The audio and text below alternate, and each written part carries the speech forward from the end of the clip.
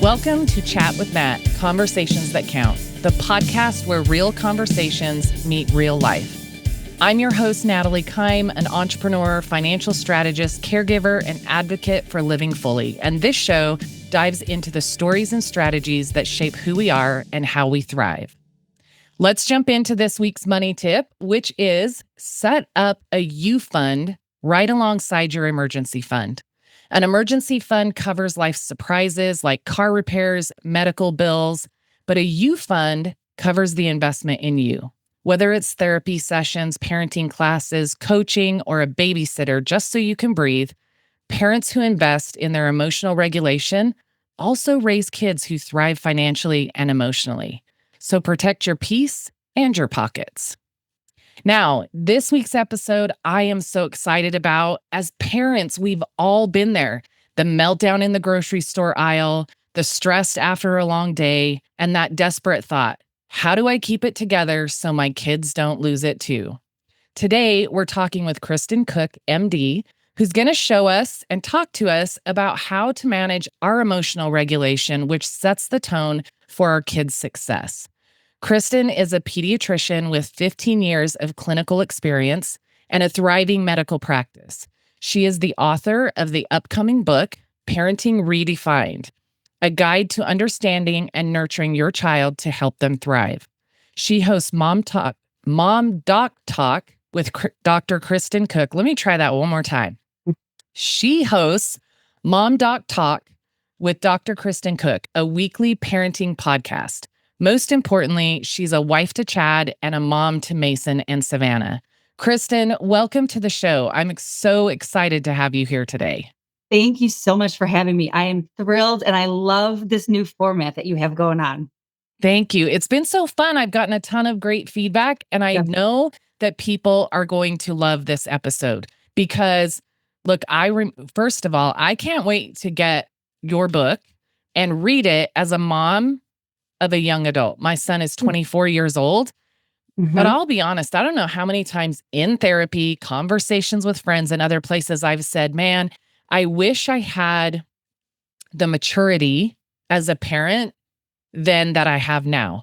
But of course, we gain that maturity by being parents, by going through the experiences, right? And I only had one child. So I'm learning all these things alongside raising him. And there's not another one behind for me to maybe do it better. I don't know if that's a good thing or a bad thing, but I look at, and my son and I have really open conversations about the struggles we had because I was a single mom and all of those things.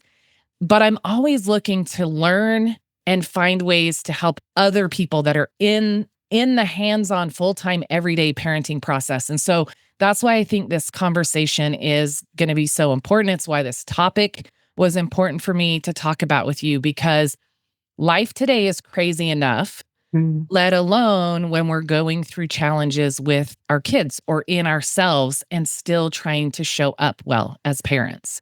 So I want to jump in though, because you gave me a couple of anecdotes about kind of your financial process growing up. And my favorite one I read was the one about your first job and how you saved money. So I want to ask you to just share that with the audience before we jump into all the other stuff.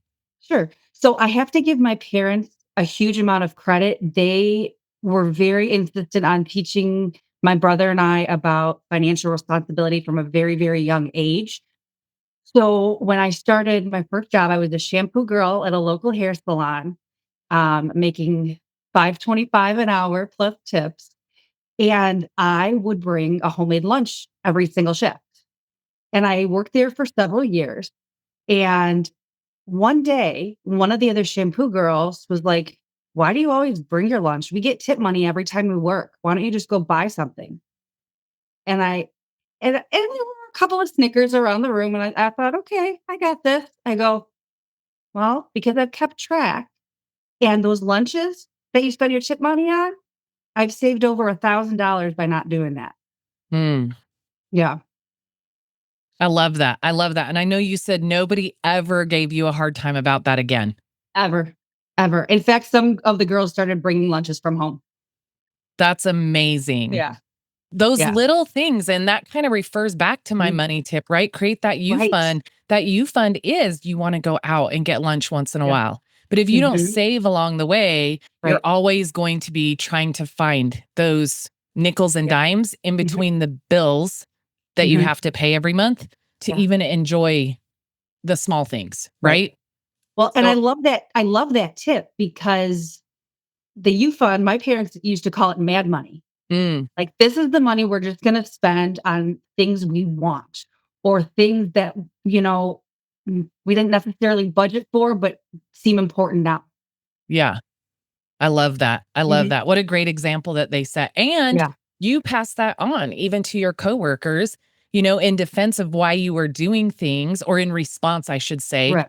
of why you were doing what they asked you about. Mhm. But you had an influence on them, and that's amazing. It's the Yeah. little things like that teach us tips and tricks Right. about money, about saving, Mhm. about all different areas of life that we grow Mhm. from. So I love that you Yeah. had that influence. Okay, so I want to really get into the meat of today's episode. Mhm. And I want to start. I'm going to, I always come in with some questions to ask, but of course, my goal is to just go where the conversation takes us, because I Okay. think if we follow it, then it's the message people need to hear. But I Mhm. do want to lead off with kind of that idea, parents, we hear as parents, and maybe you advise parents on this too, but to stay calm in situations with your kids, stay calm. Mhm. But what does that emotional regulation really look like in practice for adults, so that Yeah. we can then set that example for our children that they can practice as well? Like that idea of how does my initial reaction not be to just scream at my kid or haul him out of the store and spank him in the back of the car, or Mhm. right? Mhm. So talk to me a little bit about that. So self-awareness is key. You need to recognize when you are starting to get upset and then have a pattern interrupter. Okay. Mm, I have this really cool exercise that I call duck on a pond that I have been practicing for years and I've taught to other families and they think it really works. It helps them stop yelling. It helps them stop and think before they do something. mm, So where duck on a pond came from, years and years ago, when my husband and I were first dating, we had some important function where we had to catch an airplane. Maybe a wedding. I don't remember what the actual situation was, but our flight keeps getting delayed, delayed, delayed, delayed. There were weather issues. Then the flight was finally canceled. And it's like, I don't know, 9:30 at night. I'm tired. I've been in the airport all day. And I do something that I regret to this day. I lashed out at the staff and I was yelling, and what are you going to do about this? And how am I going to get to my destination? And I'm sweating and hot. And I look behind me and Chad is just standing there like smirking at me. And I go, how are you so calm with all of this going on? And he goes, duck on a pond, baby. I'm a duck on a pond. So if you think about it, as you watch a duck swim through a pond, they look so peaceful, so mm, serene. But if you look under the water, their legs are kicking furiously to try to get them where they want to go. And so that's where the duck on the pond mentality came from. So I encourage anybody who wants to work on emotional regulation to think of a phrase, an image, something that you can bring into your conscious awareness to remind you to not lose yourself. So mm, mine just happens to be duck on a pond. My sister-in-law is puppies running through a park. mm. So the actual phrase or image doesn't matter, but it serves as a pattern interrupter to say, hang on, I'm really frustrated and I don't want to say something or do something that I'm going to regret. So I'm going to step back and take a few deep breaths. And I that's love worked that. really well for me and for, the other people that I've taught that technique to. I love that, because as parents, we have the weight of the world on our shoulders, whether Mhm. you're married or have a partner that's there to support and help and fill in the gaps or carry the load at times, or you're a single parent. Right. You can have that bad day at work or lose that job, Mhm. or any kind of thing can be going on in the world. Or you could even be having a perfectly great day, and for whatever reason, your Mhm. your fuse is just short. And Right. it's so easy to snap and Mhm. just react. And I can think of a million examples raising my son. Mhm. The very first time that he ever cursed, he was probably 7 or 8 years old. And Okay. I was at a friend's. I was sitting in an end chair in the living room, and he was standing just to my right, on the side of the chair. And something happened on the TV, and he yelled out a curse word. Mhm. And I did not even think of it. My hand just went like this. Yeah. And I caught him. And of course, he's 7 or 8. He drops to the ground. He grabs his cheek. He's screaming and crying. And I'm like, oh my Mhm. gosh, I just smacked him. Yeah. It was, Mhm. but it was one of those lessons Mhm. that was a catalyst to me being like, okay, because I wasn't that mom. It was just that Right. moment. It caught me so off guard out of Right. nowhere. And then Right. I felt horrible. Mhm. And then there were a million Mhm. other times when we were somewhere that I wanted him to fit in this mold, the Mhm. good, quiet, calm kid, like maybe at church. That's Right. probably a good example. At church or Mhm. someplace that's quiet, and he's bouncing off the walls, Mhm. and you just Yeah. snap and you're like, sit down and be quiet, or whatever the thing Yeah. might be. Mhm. Um, and like I said, my son and I talk about all those things. And there have been times I'm like, I remember one time we had a conversation. I said, I'm sorry for the times I wasn't the mom that uh, Mhm. that you maybe deserved in certain moments. Yeah. And here's the thing that I want to say to the people out there, and definitely have you respond to as well, is he's looked at me at all those times and he's like, you're the exact mom I needed and the exact mom I was supposed to have. And I Mhm. think that's an example of, gosh, my son sure has a lot of grace for me because, you know, I was hardcore sometimes. And I think Yeah. as a single parent, part of that came from I wanted to get it so perfect because it was all on my shoulders. But Yeah. because it was all on my shoulders, it was heavy and hard sometimes. But I love that idea of like, have that thing, whatever it is for you, that just kind of takes you to a place that allows you to take a breath Mhm. or to remind yourself that, yes, this situation maybe needs to be handled or addressed, Mhm. but just makes you pause long enough to handle and address it in a way that you can feel okay about later. Right. Right. Yeah. Yeah. I have friends who are screamers. And Mhm. I bring these things up to you, Mhm. Kristen, because you are a pediatrician. And so I'm sure you see these things, you even notice things out and about, right? Because Oh, that's yeah. what you do, right? Mhm. And so I think, is it the same thing for I think sometimes we're just innately the yelling parent, or maybe the spanking parent, or the grounding parent, or the timeout, whatever you want to call it, parent. It's kind Yeah. of your go-to for how you handle those. Mhm. Is it the same for all of those situations, to just kind of pause? I think the majority, yes. Okay. Um, in my experience, parents either parent the way they were parented Mm, or the way that they were parented was traumatic, so they do everything the exact opposite. mm, And so for a lot of people that struggle with yelling, it's because their parents yelled. yeah. Kids learn through something called modeling, which is also called observational learning.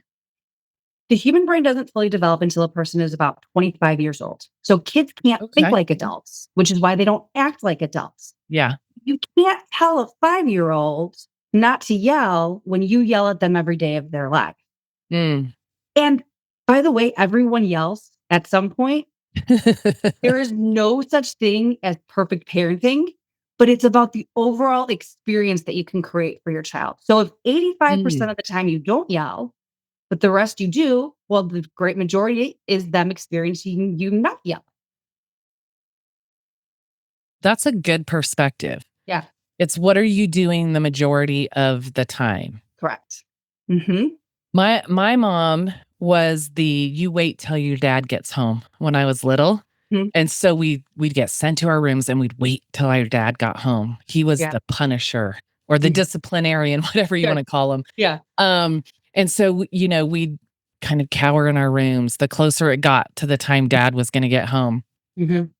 I will ironically say, though, that I would be so bored that I would pick up books and read. And to this day, I love reading. And I Yeah. honestly attribute that to probably the troublesome child that I was and how many times I got sent to my room. But I would sit there and I'd think, oh my gosh, dad's going to be home. And then, of course, he'd get home and she'd tell him what happened. And you need to go spank them or you need to go have a talk with them. Mhm. And my dad would come in the room. And my dad was so much calmer. There were a couple of times I got the spanking, that's for Mhm. sure. Mhm. But there were a couple of times he came in and he was just so calm. And he's like, look, your mom is really upset. And, she wants me to yell at you or she wants me to spank you. And this is where I think my dad was the opposite of how he was raised. He was raised, Mhm. his dad was an alcoholic, abusive, things like that. Mhm. And so he was like, so we're just going to have a conversation and Mhm. then we're going to wrap that up. We're Yeah. going to be better. We're going to do better going forward. And so Mhm. I'm grateful for that side from my dad for sure. But my brother and I, now my mom was, when we got older, my mom was, it was a tablespoon of hot sauce Well, or the wooden spoon. oh, And yeah. to this day, we joke about the wooden spoons because one New Year's Eve, we thought we were so smart. We couldn't have been, I don't know, maybe 7 and 10 or something Mhm. like that. We got this brilliant idea that when we went out to bang pots for New Year's Eve, we were only taking the wooden spoons and we were going to break them all, hitting the pots so hard, making noise at midnight. And so we did. And the next day, my mom drove to the store and came home with a whole bunch of new wooden spoons. And we're like, oh, man, there's more of them out there. And so to this day, we still joke about it. A couple of years ago, I got him a wooden spoon for his birthday. It was a Uh-huh. hand carved wooden spoon I found at Yeah. this booth at the fair. I literally bought it and sent it to him. And we joke about it still, even in front of our Yeah. mom. And Yeah. she's like, well, that's all she says. Well, and so it's kind of funny, but that's a really good point is we either recreate what we experienced or we Mhm. could go the complete opposite. But that leads me to another question. Now, obviously, depending on what we're modeling, if it was a healthy situation or an unhealthy situation, that can Mhm. clearly answer the question of is modeling the way you were raised always a good thing? But my question is really around when you go the opposite way, Mhm. is that more of, or maybe it applies to both, is recreating what you experienced growing up or flipping it the other way necessarily the right way to go? No, not necessarily. Every situation is unique. Um, a lot of parents that experience a lot of physical discipline, so spanking, wooden spoons, that kind of thing, go the opposite, and they just wanna make the world a safe, happy place for their kids, Mm, which sounds really nice, but you're crippling them. mm, I used to have, an acquaintance that whenever her son did something questionable, she would be like, "Eh, it's Ethan's world, we're just living in it." mm. "No, your child is 6. It's not his world." So, it's not always best to go the complete opposite way. So almost in those situations, you can be feeding the behavior to continue or even increase from a Right. negative perspective. Mhm, That makes sense. mhm, I think for me, I was probably most of the time, I really think I was pretty accommodating to a detriment. Now, there were consequences and my son knew that, mhm, but I think I did the opposite in the sense that I said yes as much as I possibly could. mhm, And not that my parents said no out of a way to not give me the things I wanted. I realize now as an adult, it was out of necessity, mhm, right? mhm, Our income level, we were middle income, mid blue collar family, mhm. I would say. My brother and I never went without, but we didn't have the name brands or things like Right. that until we got older and we could work and pay the difference for the fancy Mhm. stuff. Right. And so for my son, it was twofold. I think it was trying to provide for him. In all honesty, I was the one who wanted the divorce. Mhm, Um, from his dad. I think there was a piece of me that was trying to make up for that in a Mhm. way that I can see now that maybe I didn't see back then. But I think also I struggled financially as a single mom, Mhm. going through a couple of layoffs and some things like that during probably a 4 or 5 year period of time. Mhm. And so when I rebuilt my career and I got myself to a really stable place financially, I was saying yes to everything Mhm. because I had had to say no. Right. And so in some sense that wasn't the best scenario either, right? Right. Right. Because I think, in spite of my parents having to say no, they taught us, hey, here's how you can get those things. Is we Sure. got jobs when we could and we Yeah. paid for those. Me, I was no, and then I was yes. So And see, to me, the more important thing rather than the yes or the no is why. yeah. And it's important to include the kids in those conversations. I'm sorry, sweetheart, we can't afford to buy you Air Jordans, but I promise you, you will have shoes that fit. Yeah. That's a good point, is being able to have ooh, I'm glad you opened that door. Being able to have the conversations with your Mhm. kids that are age appropriate. You can give them the real answer, Right. but of course, take the time to make it age appropriate Right. Right. rather than just, screaming, we can't afford that. And they're Right. like, you know, what does that mean about me? And like, for me saying no and then saying yes, I can tell you that I can see the ways that that influenced my son Mhm. for the negative. And he's a great kid. Mm. He's on his own. He's doing great things. He has Yeah. a job he loves, a girlfriend, a dog, all the things, right? And Yeah. he is a healthy, well-rounded human being.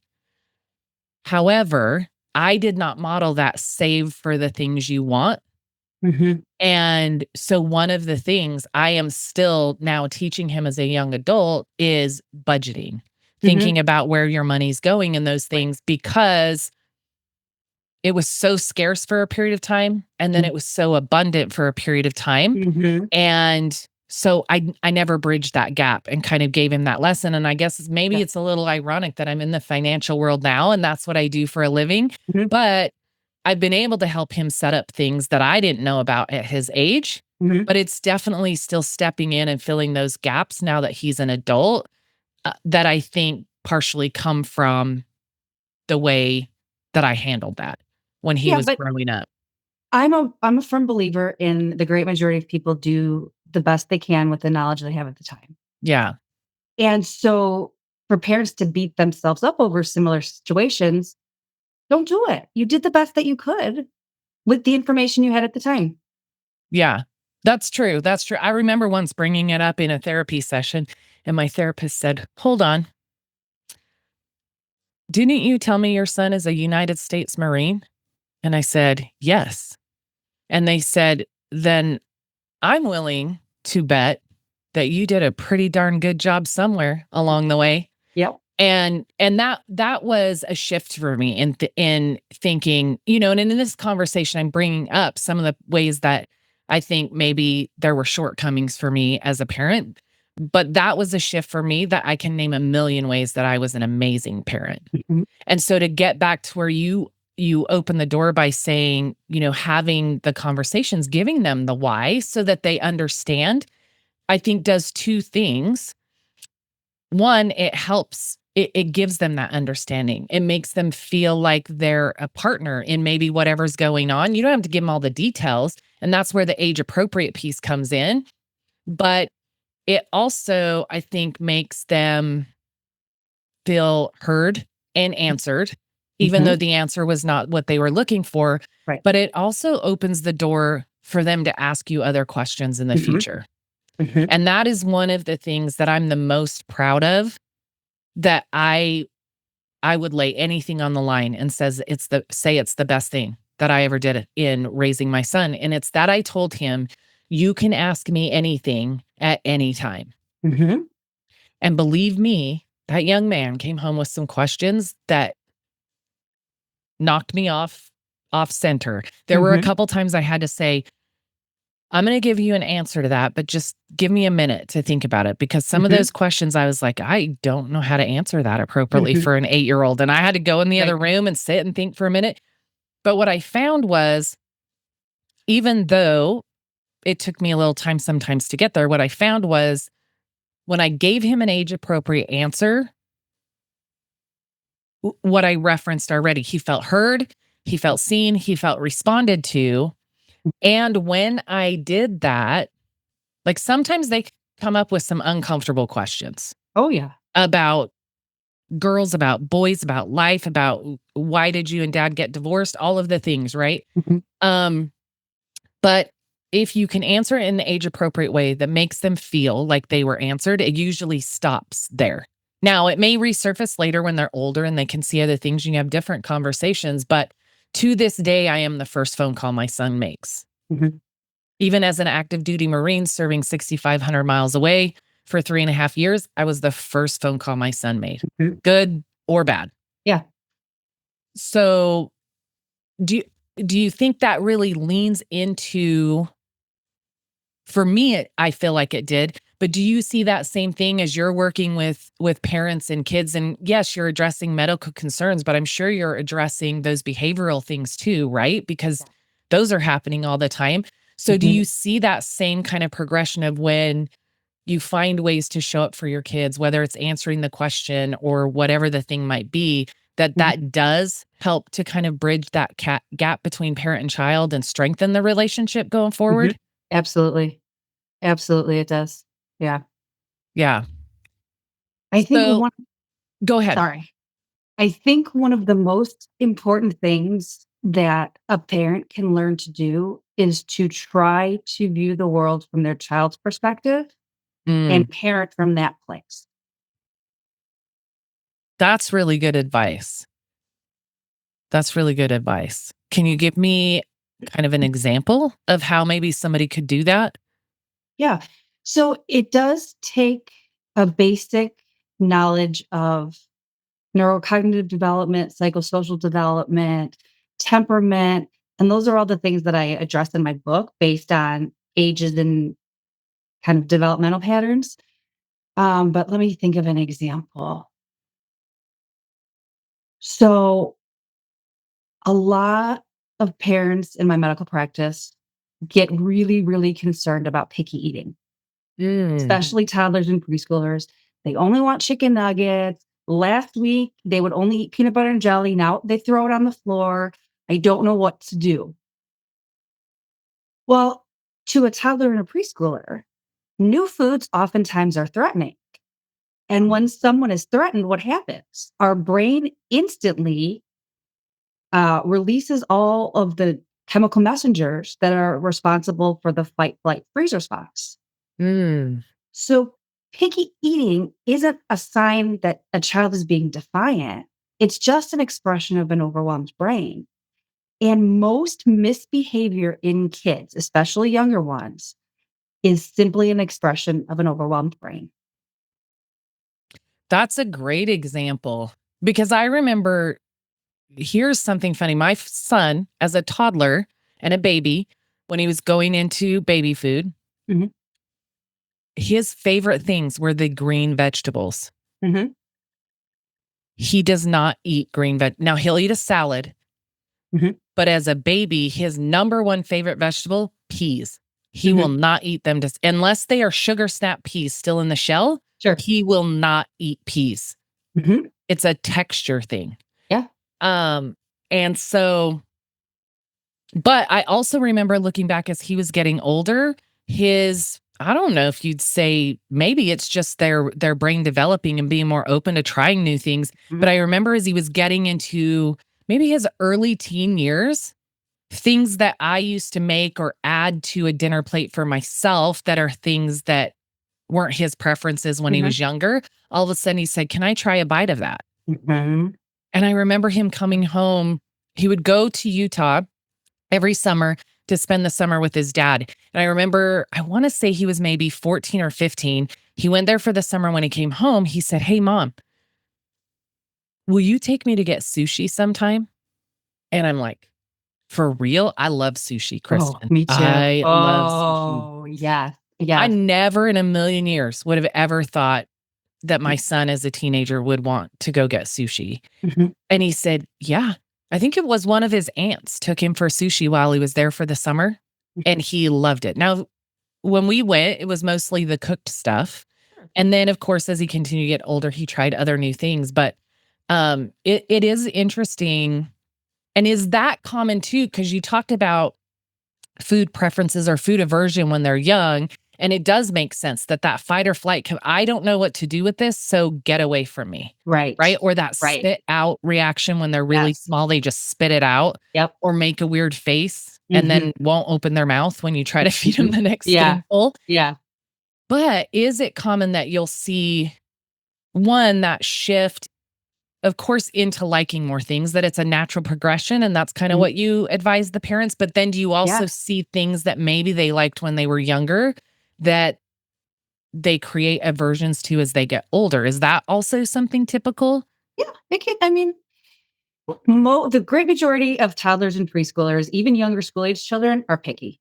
And Mhm. as they get older, they are more adventurous, more willing to try new things. My son actually loves, and I never ever would have imagined this because he was the kid that wouldn't touch anything green. Yeah. He loves chicken Caesar salads. Loves Really? them. Yeah. Yeah. That's So crazy. it takes time for the brain to develop, be like, okay, maybe this isn't a threat. Maybe this is something we can check out. Okay.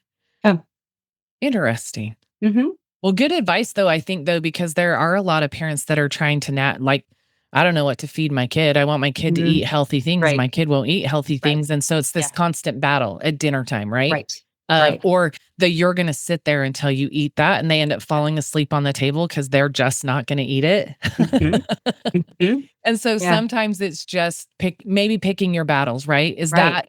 Is the green vegetables the sword you want to fall on when there's so many other things you're going to have to navigate in that age range with your child? Absolutely. Now that doesn't mean going to the extreme and being completely permissive and buying them McDonald's every night for dinner. Mhm. There's a balance. Yeah. Yeah. And it just made me think I have a friend that is so creative about getting the vegetables. No problem. She has 4 girls. Mhm, No problems getting the fruits into them at all, and they're very healthy, clean eaters. mhm, But the green vegetables, mhm, none of her girls. So, she is so creative, she mixed them into smoothies. She mhm, mixed them into, like, their healthy muffin mixes, mhm. and they don't even know they're there. Right. Yeah. But That's one of the techniques I talk about with my families too, is to try to hide the veggies. yeah. But I don't think that I think there's so many things today in ways people do food and ways people, meal plan and do all of the things. And I think in a sense, there's a huge kind of shift into more of that healthy eating these days. It feels like, at least in the Yeah. circles that I run in. And Yeah. so, and then there's so many convenient ways to do it. Like my NutriBullet, that sucker's a Mm, lifesaver. I didn't mhm. have one of those when my son was little, where Right. and for me, it wasn't pull the blender out, plug it in, find a way to mix this into the recipe. Yeah. Um, and so I think it maybe is a little easier to do that, or just we're more creative Yeah. than we used to be back Yeah. then. We've evolved. Yes, we have. Always a good thing. Always a good thing. So let me then ask, what would your advice be to parents who feel like we kind of address that immediate reaction, taking a pause Mm, before you do it? But in mhm, general, when parents are feeling like I am running on empty, work was extra demanding today, or mhm, maybe just juggling the kids and finding the patience and the right time, it has me drained today. mhm, So I'm running on empty, but I still want to model a calm environment for my kids, mhm, or I want to be able to show up well for my kids, whether that, they want game night, or I promised them that we'd do this tonight, but I just don't have the energy. How do you recommend parents kind of navigate through showing up for their kids in the best way and being a good example to their kids yeah. in emotional regulation when Oh, they don't feel like they have anything to give? so The first thing that parents need to do is show up for themselves before they show up for the kids. Mm, You can't be the best parent if you are running on fumes. You've got to take the time to be a little self-reflective, ask yourself what you need. This is I find it easier for two-parent families because there are plenty of times when I've had a disaster of a day at work and I come home and there's dog poop on the floor and socks are everywhere, and I just look at my husband and I go, "I need 10 minutes. I need 10 minutes by myself."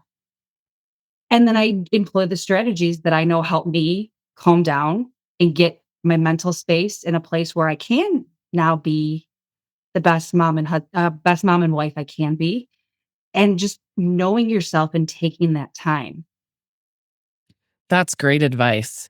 But I think even for, a single parent, Mhm. it could still come down to, like we said before, having the conversation Right. of, I know I promised you movie night tonight, or I know I promised you we'd play Monopoly. That was my son's thing. To this day, he's like, hey, mom, let's play Monopoly. I'm like, no, you have smoked me at Monopoly since you were 5 years old. It is the one game I don't want to play with him ever. He's ruthless. Yeah. But I know I promised this thing to you.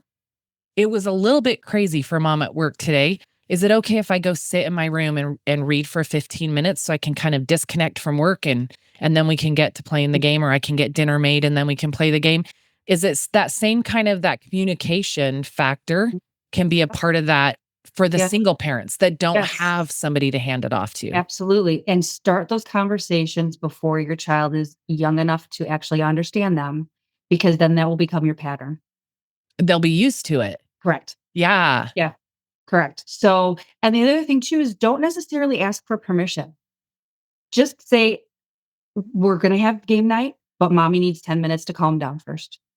Mommy needs to take a quick bath. Mommy needs explain what you need. And that will help teach your children to express their needs as well. Ooh, that's really good. Write that down, everybody. When you express what you need, your children learn to express what they need. And that Yeah. can be so important, especially if Mhm. you're teaching them young, because I had a son and I don't feel like we had a lot of turmoil during the teenage years, Mhm. but the teenage years are hard. And I feel like they get harder every decade, every generation. Mhm. From listening to my friends, I'm like, oh my gosh, I don't know how I would have navigated that. I'm so grateful that wasn't a Mhm. thing when my son was going through those years. So you equip them with skills to better manage their way through the things they're going to face in the future, right? Especially Yeah. outside the home. Yeah. And the same applies to emotions too. We don't want to hide our emotions from our kids. We want to express them, maybe explain why we're feeling that way, and then deal with them in a healthy manner. And that's how we teach our kids emotional regulation. I love that. I love that. Okay, so let me ask you, how do you help your kids recognize what it is that's happening, Mhm. put the words to it? So Mhm. maybe it hasn't been something they've seen modeled in the home, or something new. They get into junior high. Let's go ahead and go to the junior high years, because Okay. I think no matter what generation of friends I've had or anybody, they talk about those junior high years, they were some else, right? And then Mhm. Mhm. high school's its own thing, but it's that turmoil. There's so much emotional shift Mhm. from, I would say, for me, it was probably 11, 12 to probably 14 or 15. And maybe Mhm. the timing of when that hits in Mhm. today's world is a little bit different.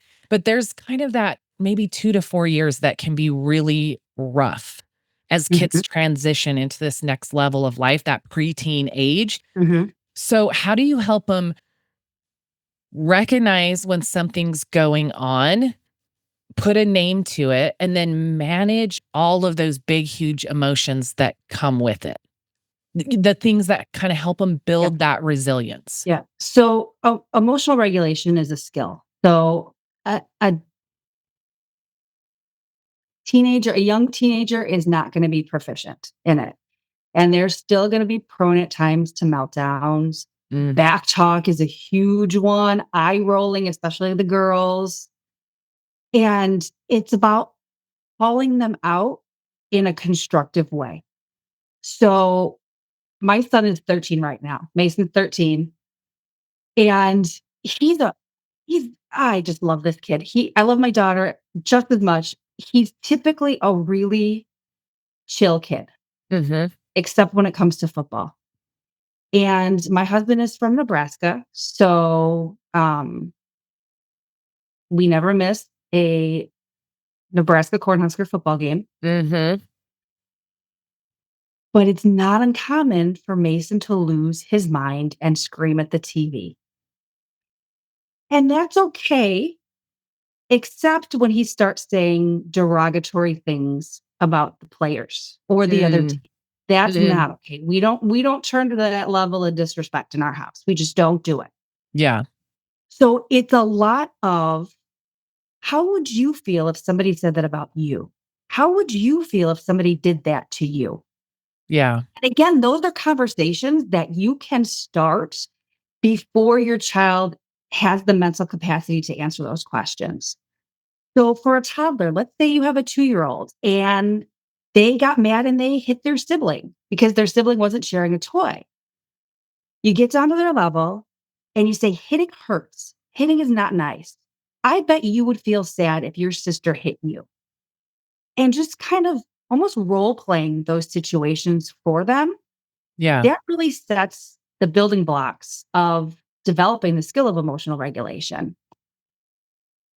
That's important. I will say I feel like Mason is my spirit child. I also will find myself quickly spiraling. I'm a Dallas Cowboys fan, okay? Mhm. I will scream at the TV and sometimes at Jerry Jones. Mhm. Um, but I get what you're saying that it's one thing to be emotional about the game and your team is Mhm. winning, Mhm. but it's that when for you it's getting personal, Right. you meaning the person who's reacting, Mhm. it's getting personal of where that player da da da on the field, he's this or Mhm. she's that, whatever the sport is, Right. that it can so I should probably work on not yelling at Jerry Jones as much specifically. But I get it. Sports, that was such a good example because as adults, and I am the girl that I love all the sports. I watch NASCAR. I absolutely love baseball. I Mhm. watch the NBA just during the playoffs. I watch March Madness. Anyway, all the things. I am a sports girl. Um, but you made me think that I probably need to tame it down. Even though I'm in my in my own house and I'm Mhm. not modeling for a child anymore. Sometimes we're all screaming at the TV, to be Mhm. honest with you. But Mhm. that's a really good perspective. But I want to take but before we kind of move, there's a fun question I have for you at the end, and then I want to Okay. talk about how people can find you, and I want you to tell us just a tad bit more about your book at that point Okay. too, because Great. like I said, I'm excited to get it, even though my son is 24 and grown. Yeah. I think I'm excited to read it and recommend it to my friends too, because I know just from having been around you, having been in a mastermind group with you, how Mhm. important it is for you to give people the resources, give Mhm. parents the resources to be the Mhm. best parents they can. But let me ask this side of the equation because I see this kind of thing come up on social media in my community, in the Mhm. community groups that I live in, is when, as a parent, I'll use myself as an example. So if my son came home and was being bullied by a specific person, as my child's parent, how would you recommend I go about that? And that comes from the sense of the questions I'll see in the mom groups and things is like, should I call the other child's parent? Should I just keep quiet and try and just kind of coach my son on how he can navigate through those things? Now, for me, my son did get bullied and this is what I told him, and you can also tell me if maybe it was the best thing or not. I told my son, here's my rule. If they start it, you have my permission to finish it. and I will back you up every single time. But if you start it, I will finish it. Mhm. Meaning, whatever consequence that we have established for different behaviors, that's Mhm. the consequence you're going to get. Not Yes. meaning that, if my son punched a kid, I was going to punch my son back. No, Mhm. absolutely not. Right. But, right. So that was always the context. And that came to adults in his life. He Mhm. struggled with some bullying from coaches and teachers in middle school. And he knew when mom was going to have his back and Yep. when mom wasn't, based on if Mhm. he started the issue in a classroom as well. So, how do you talk to parents about that? How Yeah. to handle a situation, or even if your kid is the one that's in the wrong and another parent comes to you? Mhm. Yeah. So, by the way, we had the exact same perspective in our house. You don't start something, but you better finish it. Yep. Um, Bullying, it depends on the specific situation. Where is the bullying happening? Is it online? Is it at school? Is Mm, it at a sporting event? Who's involved with the bullying? What's your child's temperament? Are they like, yeah, mom, let's get this guy?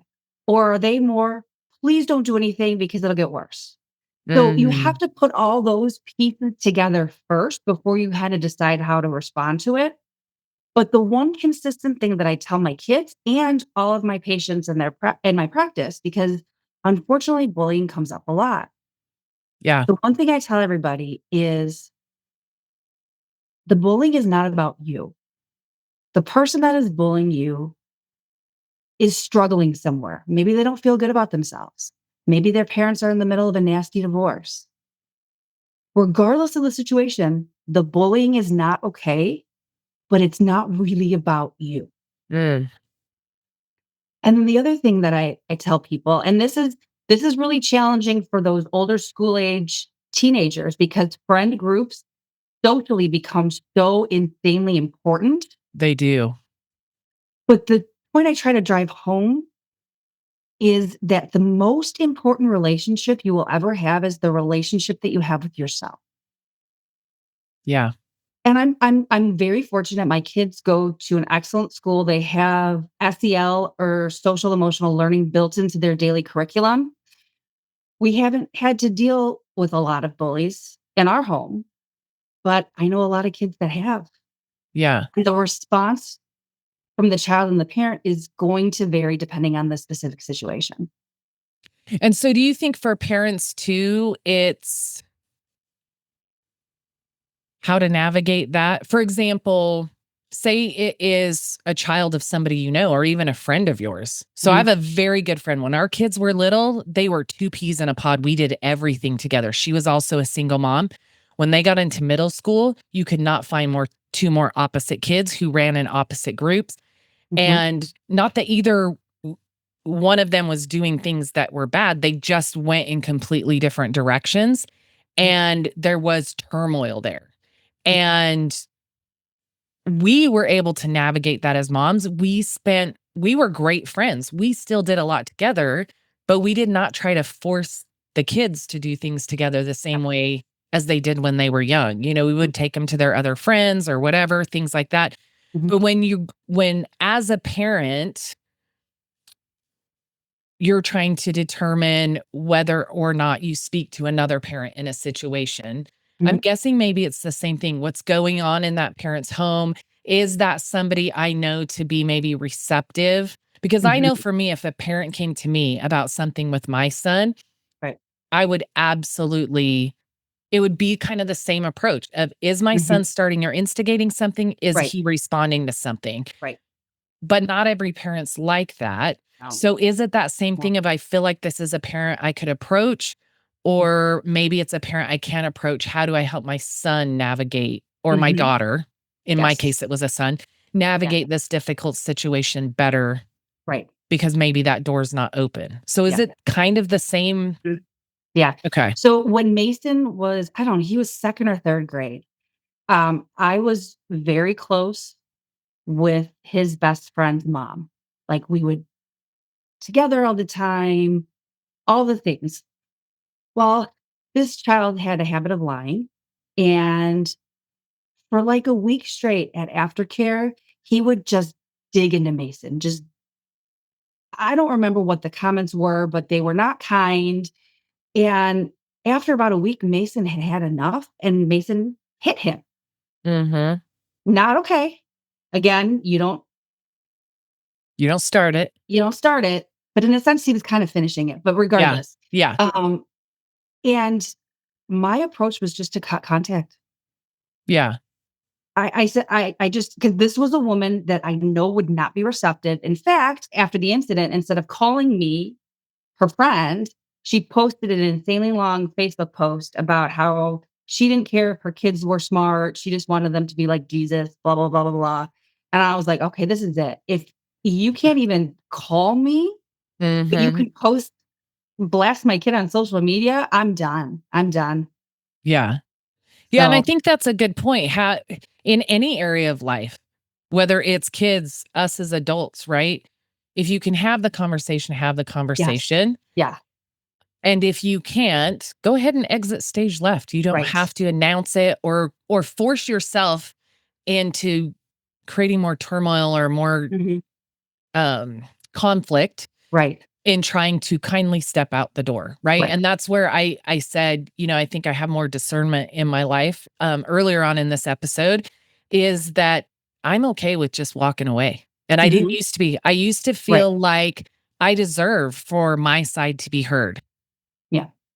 And I don't anymore. I Mm. know, like you said, the most important relationship you'll have is with yourself.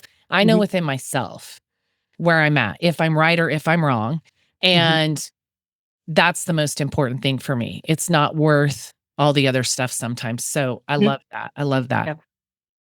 Well, listen, I'm going to have you back on sometime because you've made Yeah. me think about so many other, and maybe next time, what I'll do is I will put it out there where we can get some questions from parents. If Sure. you could Yeah. ask a pediatrician anything, whether it's a medical thing or how to push when you feel like you're not getting the right answers or how to navigate parenting, whatever the thing is, we can do more of kind of a Q&A and get the Yeah. audience's questions. Yeah. That'd be Okay. fun. So we'll definitely plan something like that. Okay. But one of the other, so I always have, my guests fill out a form. Give me some Mhm. idea. Tell me a little bit more about Mhm. yourself. Give me more of a feel for what. So I Mhm. always ask, tell me some questions anybody could ask you. And I love all the questions you put. I've loved this conversation, but Yeah. this is the most unique question I've ever gotten. So, Kristen, tell us, what are the best pizza places near Chicago? Oh, I am so glad you asked. I actually used to live in the subdivision across the street from one of them. It is not Giordano's. It is not Pizzeria Uno. It is a local mom and pop place called Kaiser's Pizza. They only have 2 locations, and it is the best pizza in the entire world. I've only been out of the country once, but I can venture to say it's the best pizza in the entire world. I'm Okay. giving you a Kaiser's Pizza.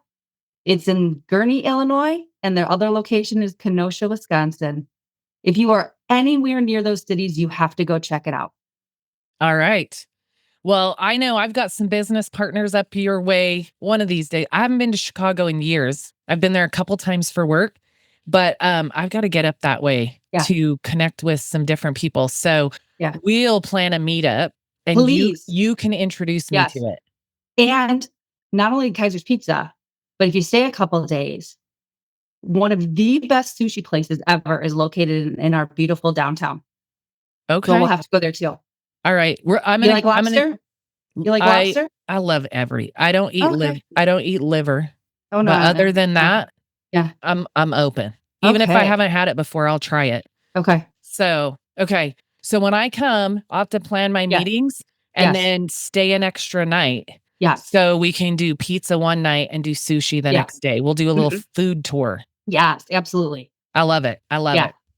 Okay. So last thing, where can people find you? Well, first of all, tell us a little bit more about your book and then tell us. Yeah. I was going to do it the opposite way, but this makes more sense. Tell us a little bit more about your book, when people can find it and where Mhm. they're going to be able to find it. And then Mhm. tell them where they can find you to get more information. Sure. So, Parenting Redefined is officially launching November 13th, 2025, but it is available for pre order. And in fact, for anybody kind of interested in checking it out, I do have a free chapter available for download on my website, www.kristencookmd.com. So, I would love for you to check that out. That would be great. Parenting Redefined is the manual I wish I had before my Mm, kids were born. So, it teaches not only parents, but teachers, aunts, uncles, grandparents, anybody who's involved in the life of a child. It teaches them to parent the child that they have, not the one they want. mm, And a lot of parents get confused. What do you mean? Of course, I'm parenting the child I have. Well, respectfully, if you've ever told your child to stop crying, you're not parenting the child that you have. If you ever forced your child to eat something that they didn't like, you're not parenting the child that you have. So, Parenting Redefined is all about teaching people neurocognitive development through the ages, psychosocial development through the ages. I talk about different types of parenting styles, the importance of understanding temperament. And then I also provide discipline strategies and talk about how punishment is not the same as discipline. And then give examples. And there's some really cool exercises throughout the book for people to do if they're interested. Um, I have some fun historical facts about parenting in there. So I'm really proud of this book. It is intended to be a reference. It is not intended to be mm. a one and done. I want people to read what applies to their child at that particular stage of their life. And then as their child grows up, come back to the other sections. I love that. That's Yeah. such an important tool. I could have Yeah. used that a million times over raising my son. So, okay, pre-orders. If you will send me the pre-order link, I'll make sure it's in the show notes. We'll get your website in Awesome. the show notes and also the Thank link to you. your podcast so Okay. people can find you. But Kristen is a wealth of knowledge. I have known you for probably 5-ish years Yeah. now.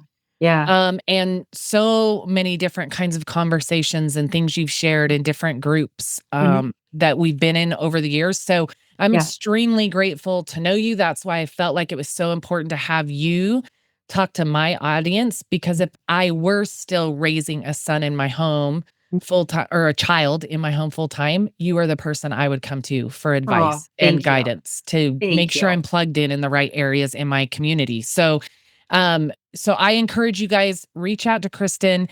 send her questions that you have, find out how you can Yeah. connect and get information from her. Yeah. And if you have questions about how to navigate anything in regards to working with your pediatrician for your child, she's an Mhm. incredible resource for that too. Mhm. So, final thing from me on this episode, of course, is Nat's hot take. We are coming into the fall, which means it's almost sweater weather. Actually, for me, that would be sweatshirt weather. I'm so excited. I restaged my closet, moved all the sweatshirts to the front. It'll probably be another month or so before I can wear them consistently here in Texas.